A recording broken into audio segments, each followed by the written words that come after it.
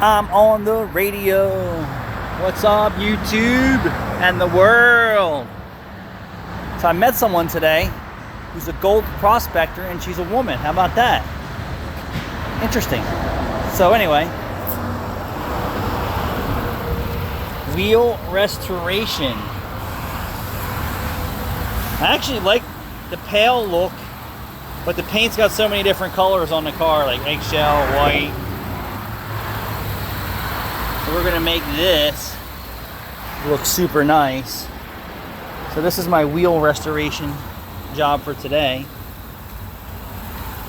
There's actually really good money in this too, if you're proficient at it. I've seen some other guys who were providing services for my used car customers, and they were disgusting. I mean, they didn't even try to fix the blems in the wheels. And I used to do drive times wheel restorations too, and they said I was too expensive. They had a guy who was doing them for $50 a wheel. He was just doing the same crap these other scabs are doing. It's just spray painting the wheels a different color with all the spray painting the wheels or rims over all the blems and chips and damage and stuff like that. I refuse to do work like that.